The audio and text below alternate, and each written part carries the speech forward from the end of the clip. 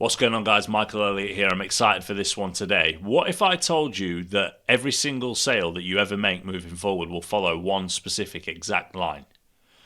I have closed over 100 million in deals. My Upwork profile has 500,000 earnings on it. And I've used this one same line to convert all of these individual customers, every single sale. This goes back over a decade for me. I have been in the trenches. This advice comes from somebody who knows how to close deals, believe me. In this video, I'm not going to be giving away a bunch of cheesy psychological tactics, closing tactics that you can use. I'm going to be telling you the cold hard truth that draws out the entire sales process, sticking to one line and one line only, with implications based off of your actions at each individual step. This is the only sales framework you will ever need to close a deal, especially in the AI arena. Let's go. So you hop on a sales call, and this is the opening to your sales process, right? No, that's wrong. Sales begins way before you start talking to an inquiry, right? And this is where a lot of people get wrong. The truth is that, for example, a lot of you out here freelancers using Upwork communities, Facebook communities, cold email, etc. The thing is that here, whatever your strategy is, you have to add value prior to the conversation. What that value is depends on the industry you're in. If we're strictly talking AI scoping, for example, that would be an AI audit. You would audit their business head to toe. You would speak to them. You would look at their tech stack. You would look at solutions. Hopefully you've got things in the background. If you haven't and you don't have experience and it is your actual first sales call, then the value can be research and analysis. Maybe you test out some competitors' forms and show the business that you're working with their two-way SMS agent that they use and how they should be implementing it. There are lots of things that come into this section, but ultimately, the individual that you're going to end up speaking to, you might not even end up speaking to them if you don't add value at the start, which is why I've added it to this flow, because the added value here sets you up for success later. This will probably add like literally, I don't know, 60-70% to your close rate if they already know the sort of quality they're going to experience before they end up in a relationship with you and before even speaking to you sometimes. Now, I do have to caveat that by saying this line can change, but we'll go into that why in a moment, because sometimes the first call might be a trigger. If someone messages you on Upwork or you get an inbound lead, you have a conversation at that stage straight away. But I wanted to make sure that nobody missed out on this. Free audits, offers, free audits. Let's spell that wrong. Audits. Looks like a U. Free audits. So, free audits, free value, free anything, free something. Give them something that shows them that you're not just a menace to society and you're trying to squeeze every pound out of the individual, okay? And at this stage, the reason why I like this stage is because if you cannot help said individual, you should walk away right now. I'm a massive believer in delivering on what you say. Like, if you say you can do something, you better be able to do it, except for unforeseen circumstances. So when you're adding this free value and you're scoping the project out, for example, from an AI point of view, you will be in a position where you know what size of a project this is. It gives you indicators on how to quote. It gives you critical feedback from the inquiry of what you've actually produced, because if they then go on to get on a call with you after that, then you know that you're in a strong position. But that's pre-open, okay?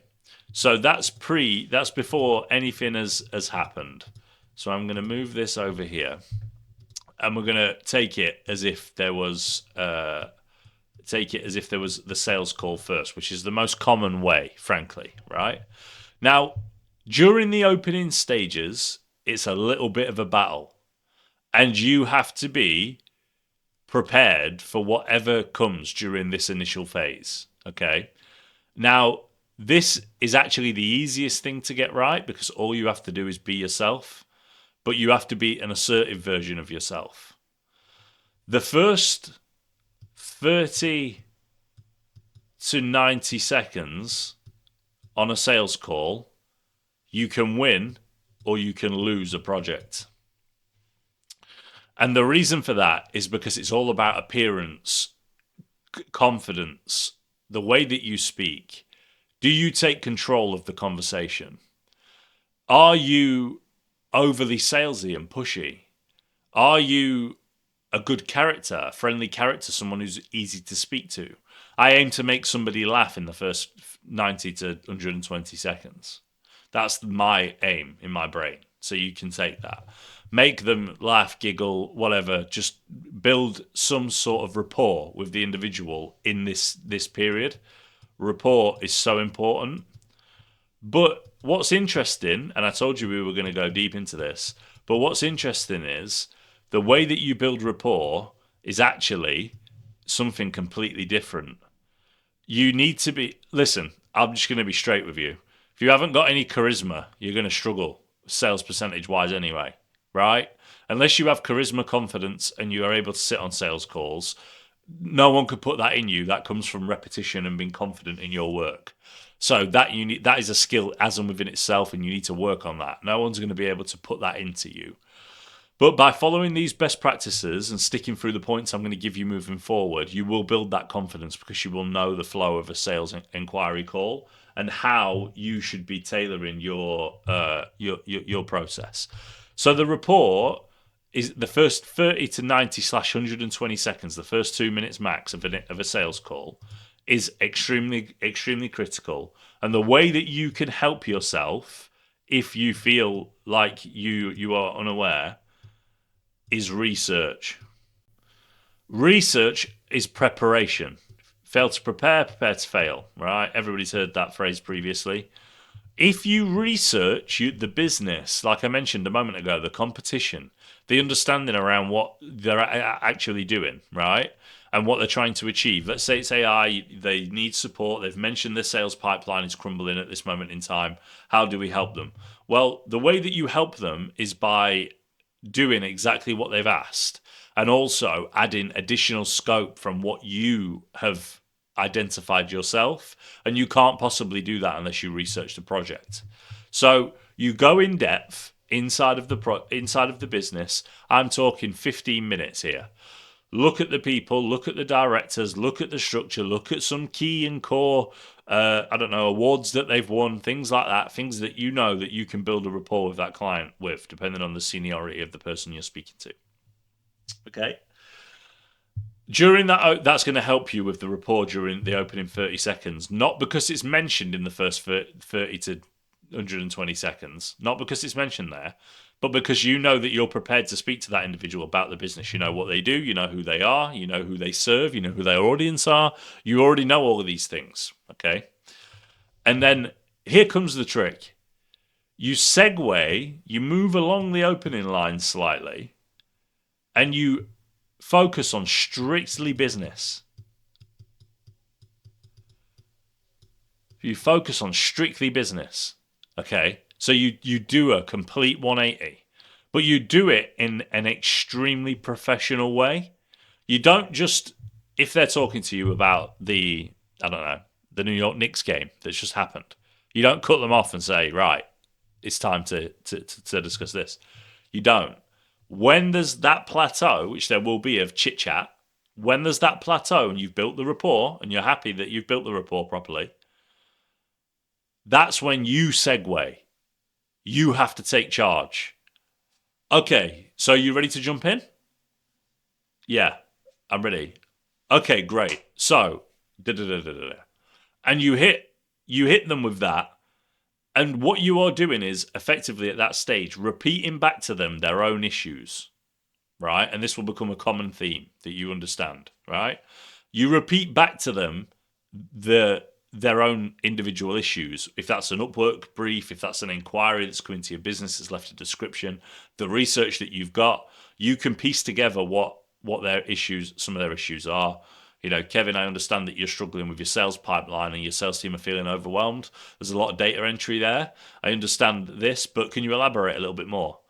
Once they've elaborated, right, that is a crucial moment because everybody wants to talk to you about them. Everybody is happy to speak to you about them. When you ask them a question about their business, right? Let's say you're talking to a CEO. They want to talk about their business. If you're talking to a CMO or you're talking to an exec or you're talking to someone who's employed, they want to talk about their position, their department, why they're so important. It's natural. It's human instinct. So when you ask that question and you segue into strictly business, but you do it in the most polite manner possible, and they don't even know that you've changed the conversation flow, at that stage is when you need to, this is the most important critical thing, right? This is the most important critical thing that anybody will ever tell you in sales. You need to be quiet. Once you've asked those questions, your only job is to listen to what that individual is telling you. Because when they are talking to you at that exact moment, they are explaining exactly what their problems are and the exact reason why they've reached out in expanded detail from what they have given you previously. Now, with that information is a gold mine. Inside of there, they're explaining how they have a high sick rate with sales staff and their HubSpot system, nobody knows where the deal is if somebody's off, or the round robin system that they're using, their sales team are arguing because the good inquiries always seem to land on a certain person. You hear all of this stuff, right? You hear all of it, everything. And what you'll find 90% of the time is that because you've done your research, you've built the rapport, and you're in a good position with the client, and they've just opened up to you, and you've listened, and you've taken that information in, your only job now is to repeat that back to them, right? Not read it back to them, in a sales-oriented way. Use your brain. You're thinking now, okay, so he's got all these issues. I know that we can automate this, this, and this. This might be challenging. I've never done that before. But repeat what they've said, right? And by repeating what the individual has said to you, you cannot get it wrong. The only way you can get this wrong is if you mention something to them at this stage that they haven't already explained to you as being an issue. And in here, you need to flex your muscles when you're repeating back. So let's say the client comes back with 3 individual pain points. Let's say it's manual data entry, the sales team aren't following up leads properly, and the sales team are arguing that inquiries aren't dispersed efficiently inside the company, right? Divided out, like in terms of their sales reps. Let's say those are the 3 things. So you have those 3 things to go off. Well, straight away, a light bulb should go off. I was going to draw something then, and that was not going to look like a light bulb. A light bulb should go off. Is this how a light bulb looks? Looks a bit like something else, but that'll do. When it comes down to the light bulb moment, this is where your brain thinks. So they've explained exactly what their issues are. Your brain should be firing. Everything inside of it should be firing. Like, how am I going to help this person? It's easy for me from experience to do it. As a beginner, it's going to be very difficult for you to be quiet and listen because all you're going to be focused on is selling. So you're going to think you need to speak. You don't. You need to listen. You need to listen. That is how you sell. You listen. And when this light bulb goes off and they've already told you their issues and you know how to solve them, there are many opportunities of how you could sell them at this stage. One of my personal favorites is to show them the exact solution for another business if I have it. So I'll show them at least part, or if it's related to what they have. Like, I have a huge amount of HubSpot automations that I can show people. So if someone's using HubSpot and I get on a call with them, straight away, boom. It doesn't matter what they say to me about HubSpot. I can show them 50 builds, 80 builds, 100 builds from a HubSpot perspective that will help them save time and increase their appetite for automation. Don't go too far from their original points here, but that is important, right? This is effectively your chance of demonstrating your ability to be able to solve their problem. And what they don't want to hear is, oh, I can just do it. They want to see and hear your experience about how you can fix it without gloating. Nobody likes somebody sitting there talking nonsense about how they've done this and this and this and this and this. You will blow them away. You will lose them. Make sure you focus on keeping them activated. Ask them questions at every point. If you show them a flow, if you explain to them a flow, does that make sense? Do you think that would help your system? Like, if I could have a two-way SMS and email agent that would automatically respond to inquiries for you, conversationally warm them up, and I can see that your business is in the holiday home industry, and what you want to find out is what their budget is, where they want their holiday home to be, do they want finance or not? You want these questions. Okay, if I could build an automated flow that could ask all of those questions for you, and you literally just have a transcript of that SMS and email conversation, would that assist you? Oh yeah, Mike, that would be amazing. Green light. You've done your job.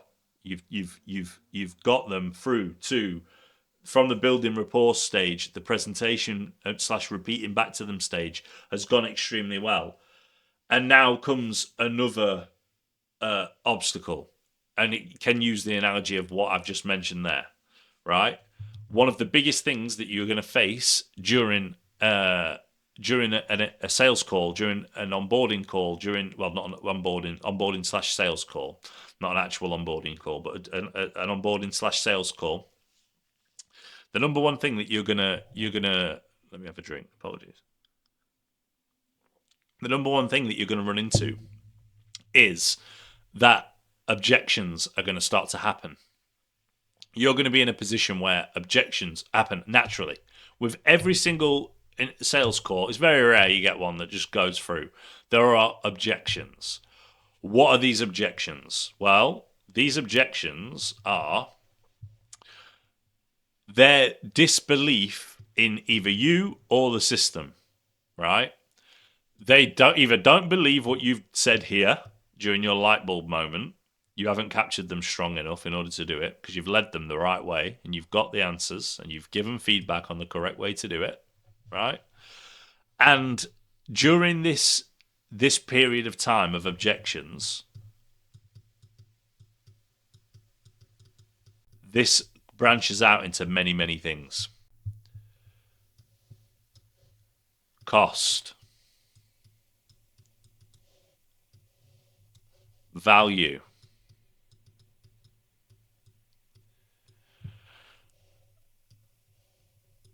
implementation, meaning team usage, replacing of one of the biggest things you'll see, especially in the AI arena at the moment, is that everybody's scared of AI. Like robots are gonna take their jobs.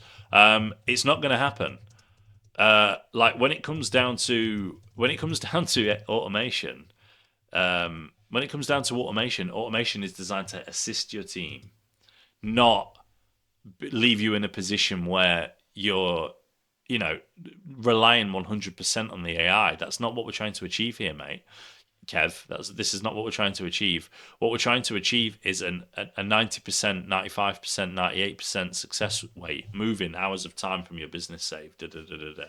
And there have been many, many, many, many, many times, right? There has been many, many times when a client has been worried about the implementation, the adaptation of the team, of how they run into it. And you ask them about that. So, well, you already know about their day. So they've told you something, haven't they? You've remembered this information because you're smart, unlike Mike just was a minute ago. You remember this information, and they've told you that they have to actually manually enter. Manually enter X, and you say, well, if I can make AI automatically input X, does that whet your appetite? Does that mean that you would come on board? Does that mean that if I can stop that from happening and prove conceptually that it's bulletproof, because manual entry can be bulletproof, you just need fallbacks.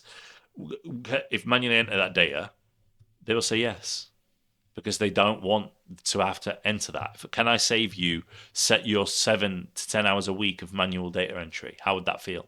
It would feel absolutely fantastic, Michael. You wouldn't believe how much that would help me. Well, guess what? I can do it. And that's how you get over the implementation When it comes to objections, this is when it comes to objections, it's very objective.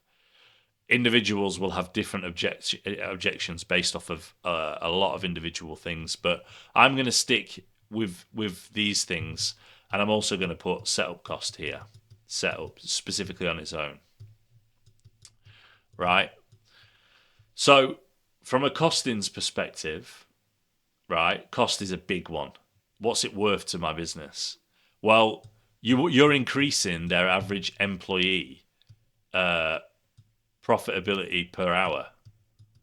So you can be confident when it comes down to costings that actually I'm going to make your team more efficient. I'm going to stop you having to employ another tax member that, like, for example, in the UK, you'd have to pay additional national insurance on now, etc., etc. Hiring should be at the bottom of your list, sir. You know, automating and making sure your business is as well oiled as possible, ready for scalability. That should be the focus. So that's where you handle the objections. Cost is about time saved. Do not allow them during this negotiation objection phase to come back to you and push you into a corner where it's time versus how much you're paid, because they're not paying for that time. They're paying for the last 10 years experience that you've got, right? But you should be controlling the flow of the sales call that well that this doesn't become a thing. This doesn't become an issue whatsoever. So that leaves you in a position where, you know, you're kind of in a flow where objection handling effectively is reversed back onto them because of their issues. Well, I can fix you X and Y, you know that they're broken, or we wouldn't be having this conversation. Like, you just run through it that way, okay? Now, let me extend this line somewhat, if it's going to allow me. Yeah, lots of drawings on here. Let me get rid of this, and I'm going to extend this line because it does need to be extended. And what we're going to do is, we've just gone through the... Come on, then. Be like that. We're playing... you're playing... When it comes to sales, it's cat and mouse, so you're playing a game, effectively, right? Fundamentally, you should be professional at all times, and you shouldn't need me to tell you this, but like you have to have something to offer. If you don't have something to offer, stop watching this video. Like, I don't want you to you have to be able to solve these problems first. That's why I am so bullish and approach sales in this way. But this one single line of approach gives you the ability to close deals at a hugely successful rate. And especially, I'll show you something special at the end. But when it gets down to this, we handle the objections, repeat back. So they they give us information. We listen. We focus on strictly business. We listen with our ears, right? We listen to the listen and repeat. Objectives will come. Objections will come. Whether it be this call, on the same call, or another one, you want to try and move through their objections as fast as possible. I added setup fee inside of here because in certain services, depends what you're selling. If you're selling AI, my approach is 50% and then 50% upon completion. I think that's 100% fair on everybody. And I always like to be fair. So 50-50, especially when you're dealing with large numbers. Like, there's a lot of trust either way if you're doing a 100K project. Like, you know, they give you 50K, but you've got to do 100K's worth of work before they pay you. So it's difficult. With this, focus... And with this and every other objection, focus on your value. Like, never forget your value in this conversation, because people will be good negotiators, and sometimes they will try and drive you down on price. They will try to question and query implementation. And guess what? Do you know what you need to do? On every single sales call, you need to be willing to walk away and forget that it ever happened. And you'll make more sales if you do. Because that confidence that you have when you walk onto a sales call with that attitude is contagious. The client can feel it. It's confidence. It's not arrogance. Don't be arrogant. No one. If someone's arrogant with me, I would hang up on them immediately. So should you. It's not arrogance, it's confidence. You're confident. You're confident enough that you can go on and get another sales call. They're coming. It doesn't matter whether this is your first one. You know now that you've got a way to get people on calls. You should go on that call confident that you can deliver their processes. So whatever you've pitched them, As long as it's fair and inside the real world realms of costings, you'll be fine. You just do what I said, listen, handle the objections, and move from there. When it comes down to next steps, so you've handled all of their objections, you've handled from a repetition perspective, you've repeated everything back to them, you get to this stage. Then the question is, what's next? So, and this does depend on business, but I'm going to stick strictly to AI. The next step here is for a scope to happen, a scope slash audit, right?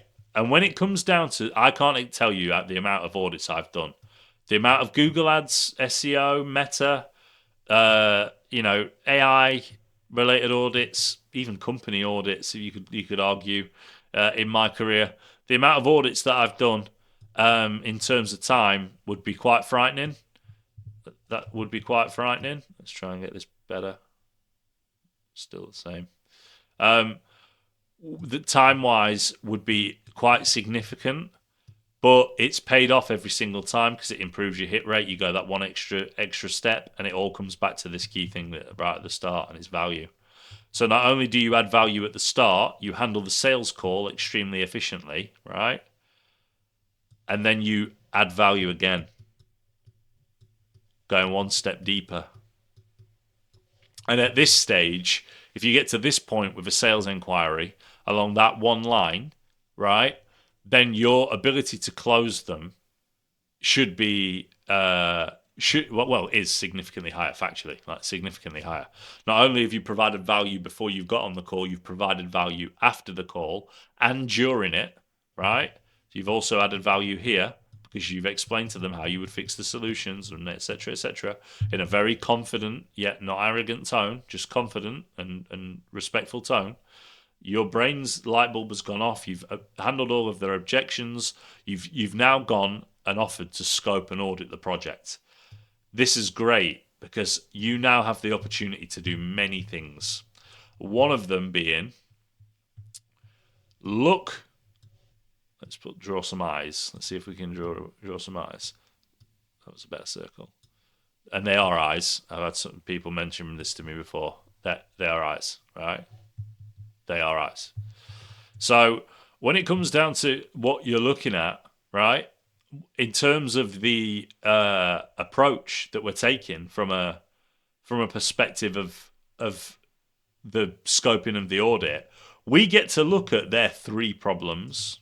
Maybe I'm just not drawn in enough.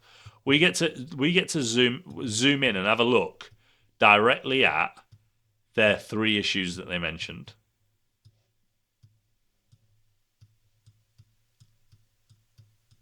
Right? So we have a look directly at those. We scope and audit those three things for the client. But guess what?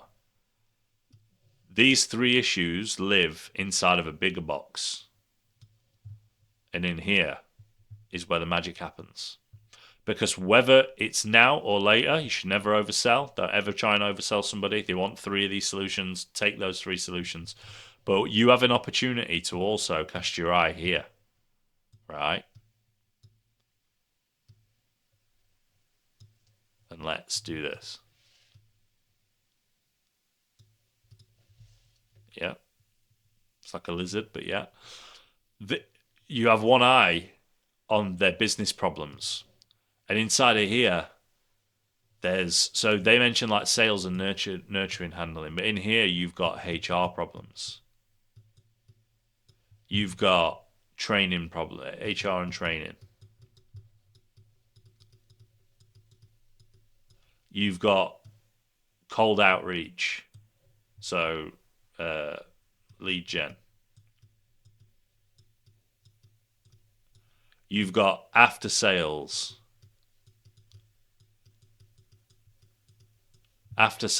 or after sales / upsell opportunities.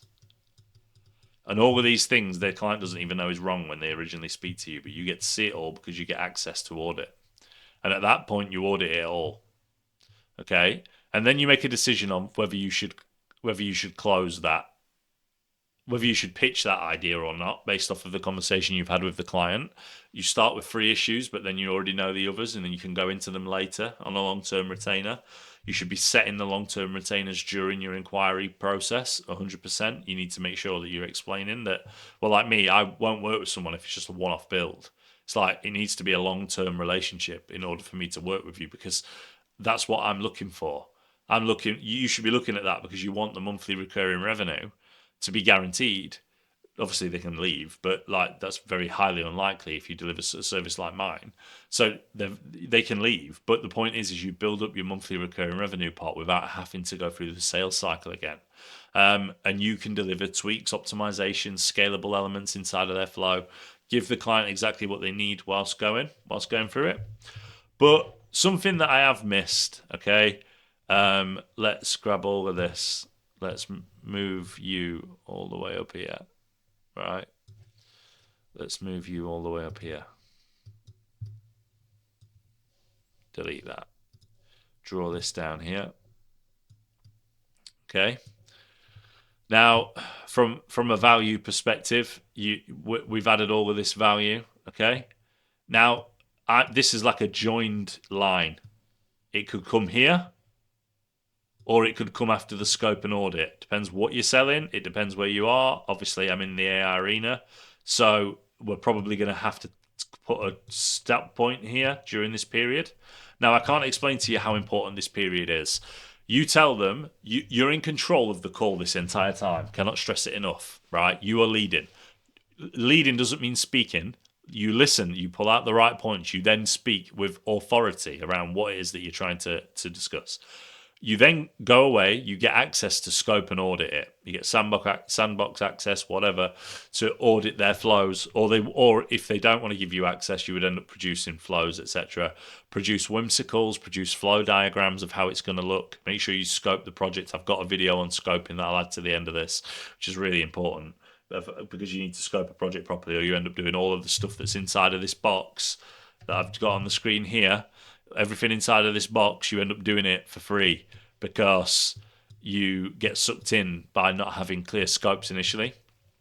But for sticking on task now, because this is the sexy part, right?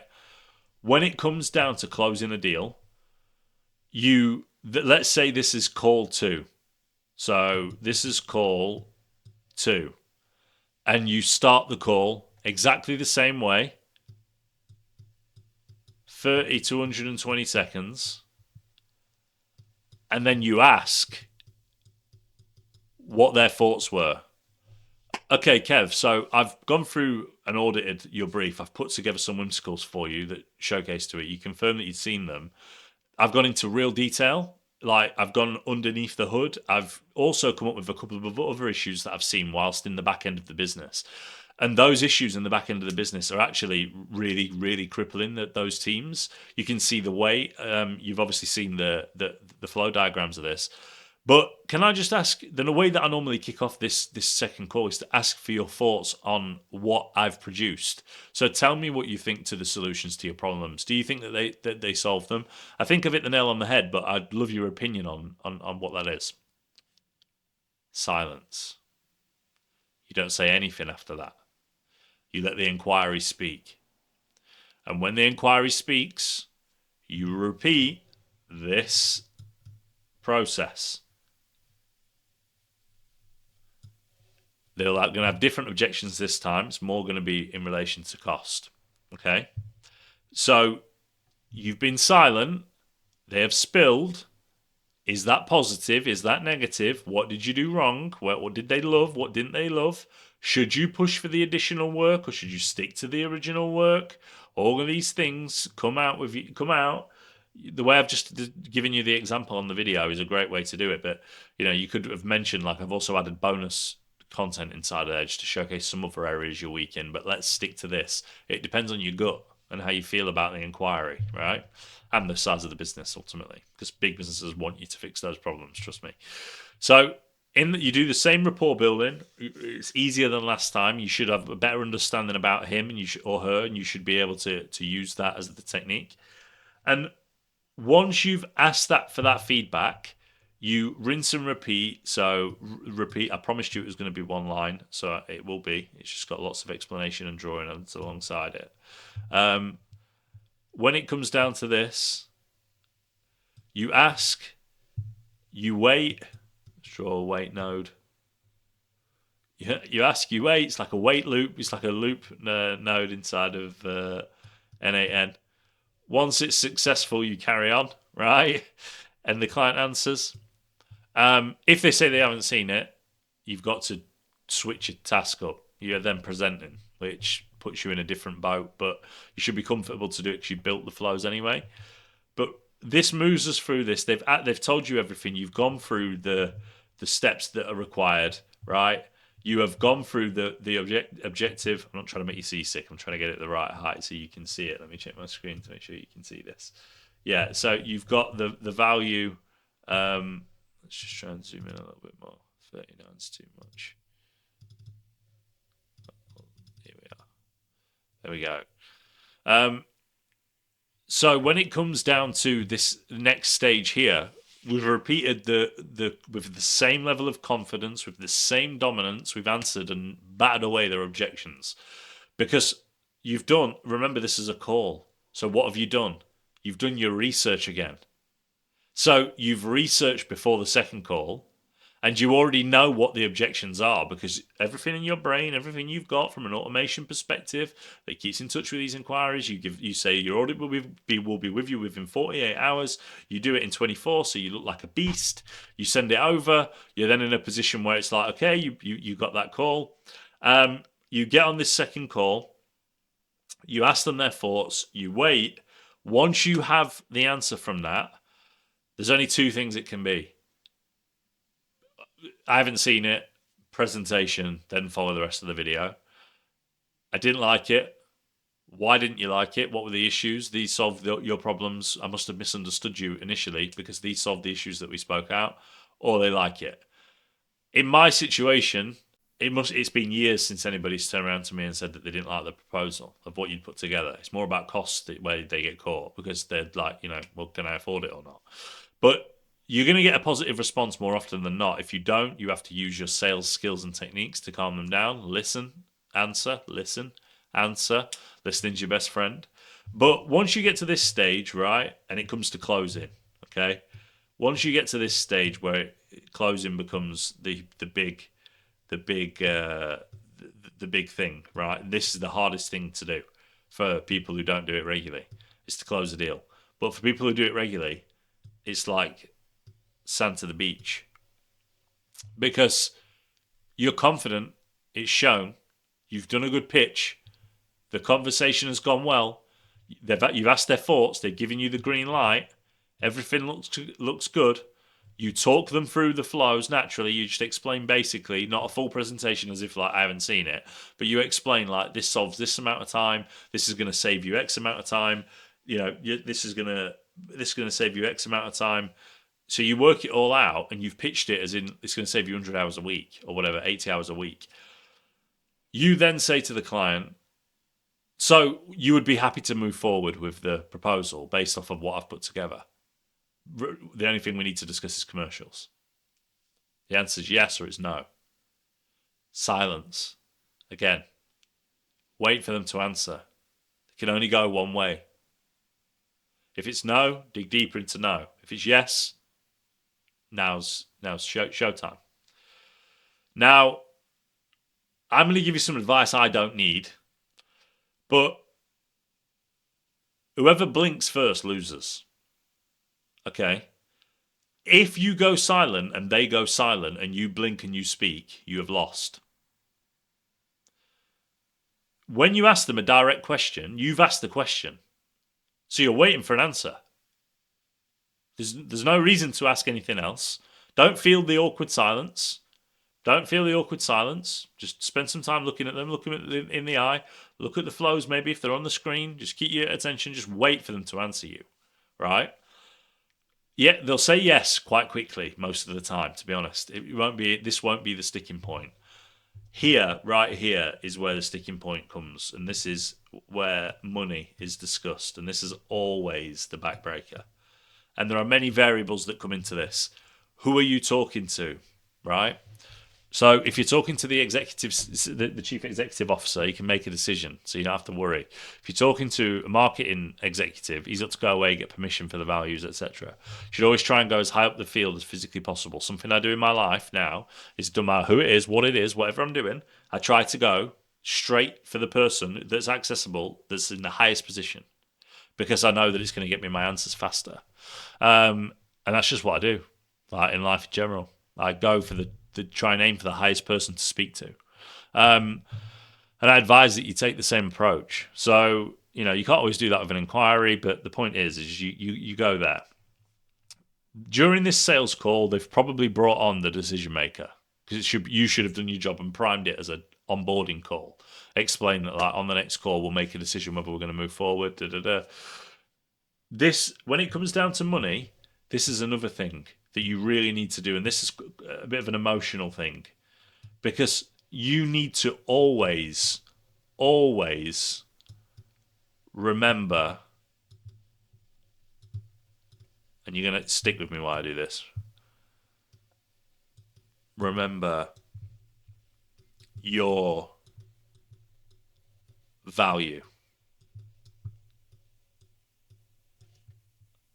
This here is exactly is number one.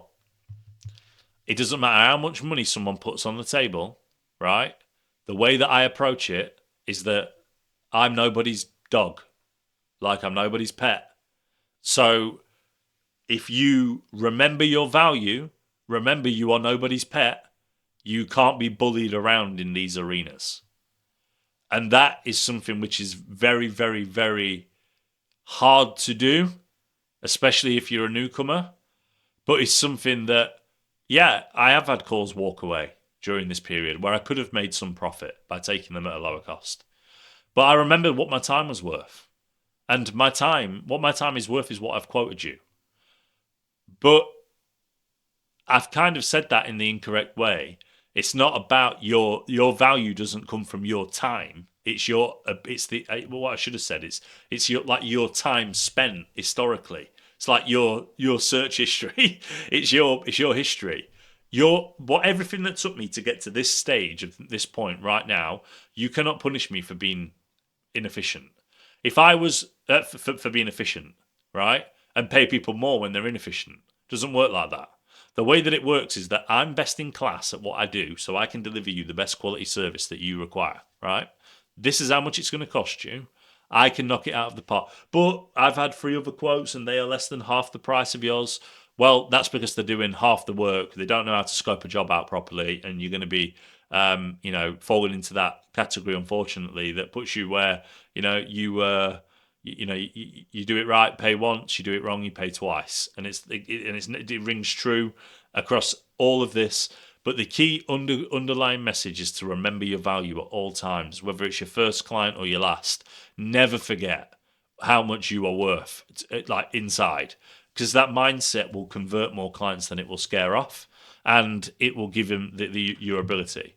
Now, I'm not saying you can't be flexible on pricing, right? When it comes down to this, especially if you're early on, you're going to quote something lower, and the chances of this happening is probably a lot less than what you're used to, or maybe not what you're used to, but a lot less than what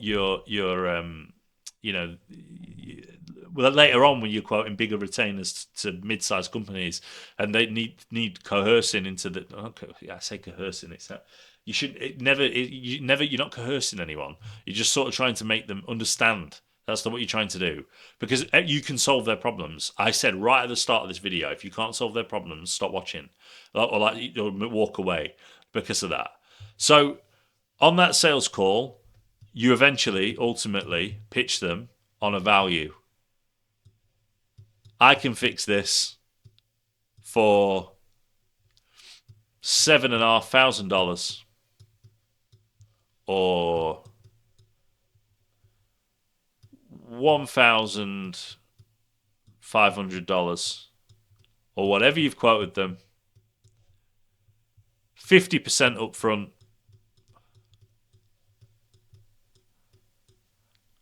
plus 50% on completion.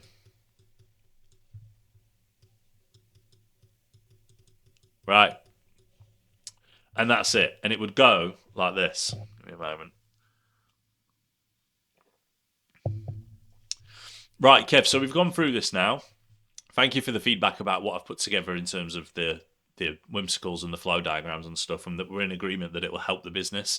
Ultimately, that's what we set out to do. We set out to help the business generate more inquiries, and that is critical to this. So moving on, obviously, the final thing that we've got to discuss is the commercials.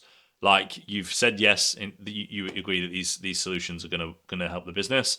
Obviously, there's a lot of input and impact from my side that comes into this. Not only am I spending a lot of my own time on the individual project, I have a lot of experience in the field, so I can make sure that it's built properly. But I also have to deliver the scope of work in 8 weeks. And I think the best way for us to approach this is by looking at the commercial value, looking at the time frame that you want it delivered in, and then pulling this out. My quote for me to be able to fix all of these issues for you and to save you those 100 hours is 7,500 USD. And the terms of that are 50% upfront, 50% upon completion, makes it fair for everybody, and then everybody's protected. But that $7,500 is for the exact scope of work that I've provided for you previously. Everything you see will be complete. It will be fully deployed into the business, and I will be available for 2 weeks after to ensure that everything is running. But if I'm being honest with you, Kev, my job and my aim is to get long-term clients on long-term retainers, because when I get you on a long-term retainer, it allows me to have the most impact to the business. Like, we're hitting some of your core and key points up front here, but over the course of the next 3 years, businesses that don't leverage AI are going to go extinct. You're going to want a partner in that journey, and I want to be that partner. So 7,500 USD, 50% upfront, 50% upon completion. What do you think, Kev? Silence. You don't say anything. You wait. You wait till they respond. One of the key things here as well that you can do is you can watch their behavior. And you will know if you've over or under quoted very quickly. But over and under quoting doesn't necessarily mean you should quote every project on its merit. Like, I have morals. Like, I quote every project on its merit. I'm not here to scam anybody. Like, and I never have done ever in my entire life. I am here to generate revenue from businesses that are looking to pay for a service that's a fair reflection of my time. So I know that's why I can be confident about remembering my value, understanding when during negotiations, when this period hits and I've quoted, I've done my research, I know how long it's going to take me. I know that I want to make effectively $3,000 profit out of the project because the other 4,500 is my time, or I want to make 4,500 out of the project because the other 3,000 is my time. Whatever it is, right?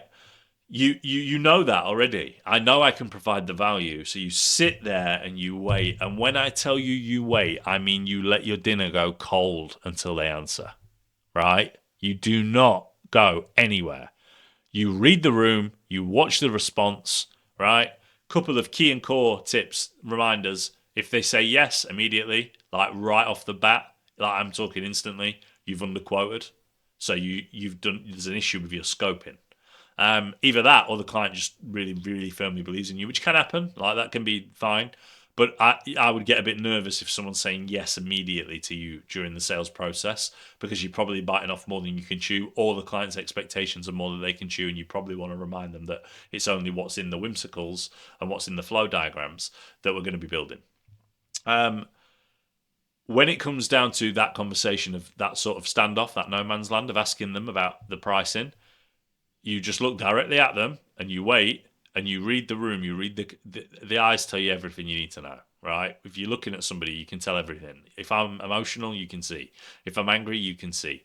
And you don't see by throwing tantrums as like 5-year-olds. You see because you look at my eyes. You see how angry I am. That's why. And it's the same thing when it comes to sales. Read the eyes, read the person. If they look shocked by the quote, it's on you. Do you negotiate a lower quote at that fee? But they're going to tell you back the issue. Well, that's way more expensive than what I expected. Well, do you know what, Michael? That's a little bit more than what we were hoping to pay. You have a decision at this point of what to make. Do you stand your ground? Do you stay firm? Or do you look at being flexible with your pricing? That's all of those decisions are for you, but you don't blink. You wait. They answer. It's either a yes or a no, or some long busted. Is that a word? Some long drawn out. Is that a word? I need to find out. Some long drawn out process of long drawn out process of steps of like their concerns. But that's okay. There's no issue. All that does is effectively extend this line a little bit longer. Right? The closed deal just takes it. It just gets stretched. That's all that happens. The closing is getting stretched out because the client's not in a position to move forward. There's a few things I'll share with you at the end, but you get to this point, the client says yes, you've closed the deal, money's in the bag, right? You get the agreement signed. All this should be automated. Contract's over. You've got the little agreement drawn up. Let me know if you guys would like a template and how to draw up an agreement for an AI solution, or any of the sales sort of processes here. I can give stuff away for free. I need you guys to tell me who are watching what you want, because I can't give it you unless you do. So comment below and let me know. But you draw up the contracts, you get them signed, you've won a client. But remember the key steps around here and here, all inside of here where you're listening and repeating. There is one important thing, and it's all about long term. So sales it's a big thing because you want them on a long-term retainer. Fixing their issues now is just a temporary fix. It's a plaster. Actually keeping ahead of AI solutions, you're going to want to do that. And you're going to want to make sure that you remember that your retainer is going to be related to the amount you charge them to set the whole thing up. One of my favourite approaches is to offer a specific set number of new flows to be built every month. So like if it's one flow, it's this. If it's two, it's that. If it's three, it's that. And it depends on how aggressive the business is. Of which one they will choose, and it leaves you in a position of being able to do it. But ultimately, at that point, you've closed them. Now, if you don't close them, you should have an automated funnel that follows them up, chases them up. Sometimes there are decisions to be made. Corporates will not, especially like working with corporates with the most amount of money in the planet, millions in cash reserves, will take time to make a decision because it impacts the business. It's important. This is invasive. You've got to let somebody in on the inside that's going to restructure things for their whole teams and departments. It's invasive. You have to understand that. You have to understand the human nature of it. But during that sales process, you have to put your foot down. You have to make sure that you're in a strong position from a closing point of view and ask them if they're happy to move forward. And when you ask them with that agreement, as I've just sort of demonstrated, ask them if they're ready to move forward. If they say yes, get the contract, to get your automated flow going that gives the contract over, it's the invoice over, to get them signed immediately. 50% up front, 50% upon completion. That's the only fair way to do it. A couple of tips from me. If you're getting to your closing stage and you're every inquiry you're speaking to, you're struggling to close, that means one of two things. You're either not selling properly. You should record every sales call and watch it back. You'll see issues of where you went wrong. I do it all the time. I watch them back. Like I see where I went wrong, where I missed an opportunity. Like should I say? That's the big one. And the second one is where you're getting your inquiries from, which is often slept on. They think the close rate is the issue, but is it the quality of the inquiry that's the issue? That's for you to decide. I've just taken you through step by step how you can close over 100 million in deals. I use that exact flow myself in order to do so. If you like this sort of content, if you want me to tap into the sales side more, I can go a lot deeper than what I have in this video. Like, comment, subscribe, let me know. Let me know if you want copies of templates and stuff that I use when I'm sending projects out. Maybe you want example whimsicals and stuff, things of flow diagrams that I've produced. Whatever it is, I don't know. Can't give it you unless you ask. Like, subscribe, and I'll catch you on the next one. Cheers, guys. Thank you.